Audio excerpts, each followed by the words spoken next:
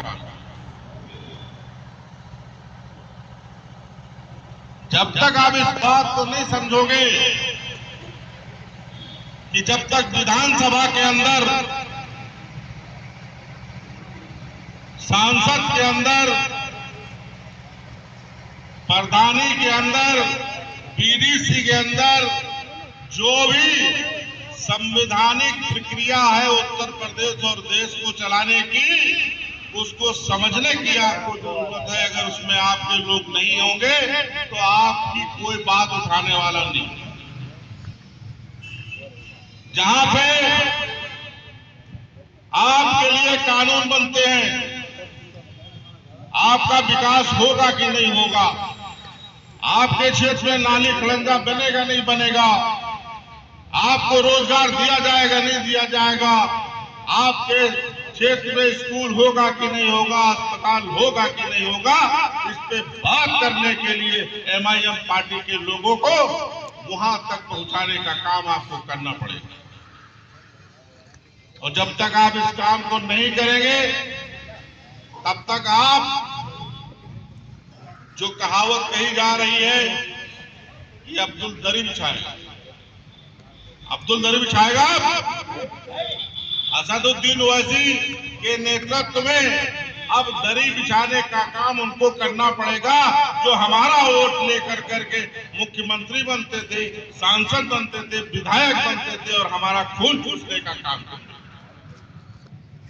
ऐसे लोगों के खिलाफ आवाज उठानी पड़ेगी, वोट की चोट करनी पड़ेगी और वोट के माध्यम से अपने लोगों को वहां पहुंचाना पड़ेगा जहां पे हमारी किस्मत का फैसला होता है, हमारे विकास का फैसला होता है। कौन बात करता है आपके विकास की? दलितों के विकास की कौन बात करता है? रोहित वेमुला के केस में कौन बात करता है? एनआरसी पे कौन बात करता है? सीट दवालिए पे कौन बात करता है?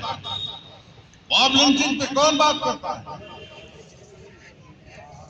आपके साथ कोई अत्याचार होता है, दलित के साथ अत्याचार होता है, मुसलमान के साथ अत्याचार होता है, कोई अगड़ा गरीब है उसके साथ अत्याचार होता है, उसकी बात सड़क से संसद तक उठाने का काम हमारे बैरिस्टर असदुद्दीन ओवैसी साहब करते हैं।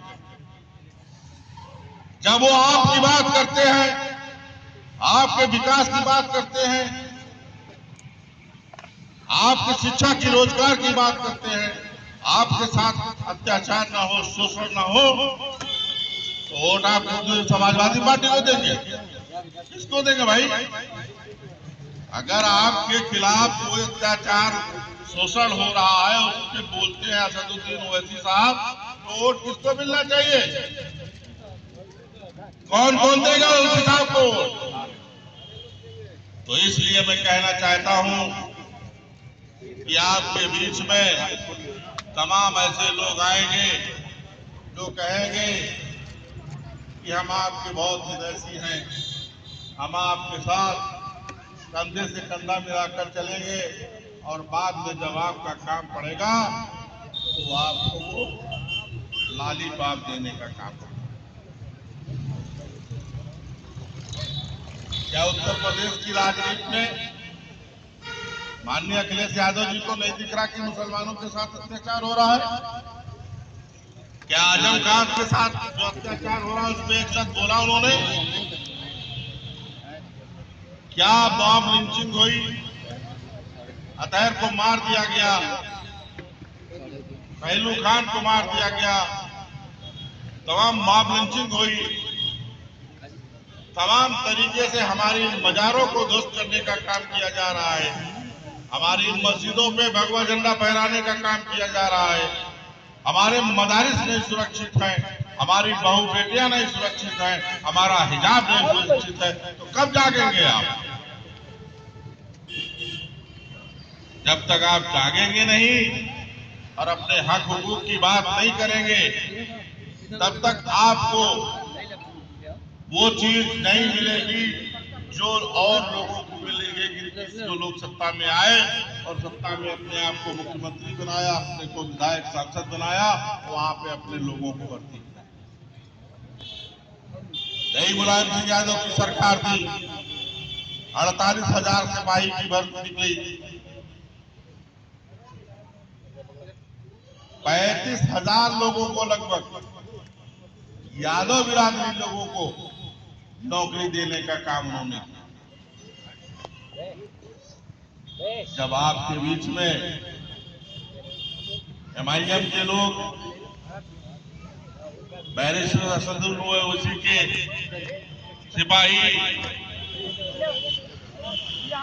उत्तर प्रदेश के अंदर चौका साहब, सेंट्रल जोन में शेख ताहिर सिद्दीकी साहब और आपके नए पंचायत में आपके जिला पंचायत के संभावित उम्मीदवार गफ्फार साहब जब आपकी बात उठाएंगे तो जो DM होगा ना, गफ्फार साहब से पूछेगा कि आपके वहां कोई काम तो नहीं। तो इस बातों को समझना है आपको, और समझ करके तमाम लोगों को यहां पर इस बात का संकल्प लेना है कि चाहे वो विधानसभा का चुनाव हो, चाहे वो न्याय पंचायत का चुनाव हो, चाहे वो जिला पंचायत का चुनाव हो, चाहे वो MP MLA का चुनाव हो, उसमें आप लोग ज्यादा से ज्यादा भाग लेकर के MIM के सदस्यों को संसद में, विधानसभा में, जिला पंचायत में, न्याय पंचायत में, प्रधानी में, BDC में जो भी संवैधानिक अधिकार प्राप्त है, जहां पे कानून बनते बिगड़ते हैं वहां पहुंचाने का काम किया। उत्तर प्रदेश के अंदर योगी आदित्यनाथ जी की सरकार है। जब से वो उत्तर प्रदेश में मुख्यमंत्री बने हैं तब तक वो परेशान करने का काम किसको कर रहे हैं? कभी आप बरेली में हिंसा के नाम पे बुलडोजर चलाते हैं, कभी वो बरेली में 12 लोगों ने नमाज पढ़ी, उसके ऊपर उन्होंने FIR दर्ज करने का काम किया।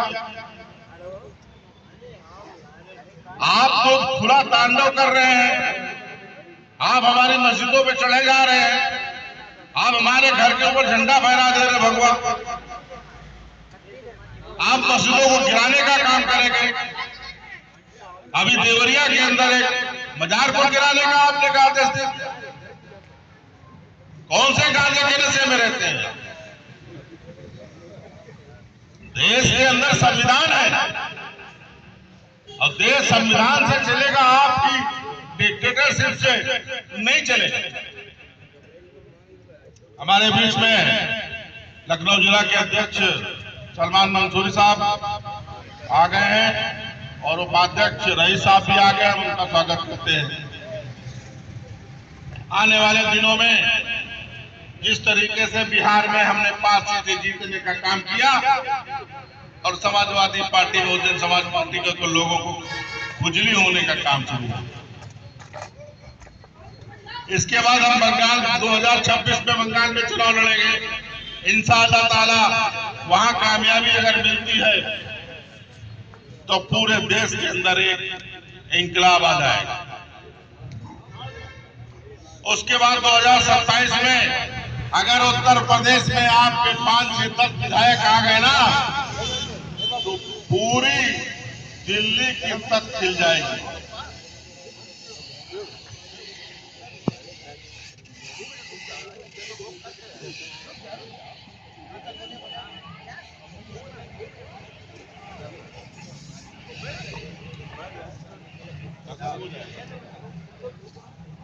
क्योंकि मोहब्बत बहुत ज्यादा करते, स्वागत करना चाहते हैं, अच्छी बात है, होगा।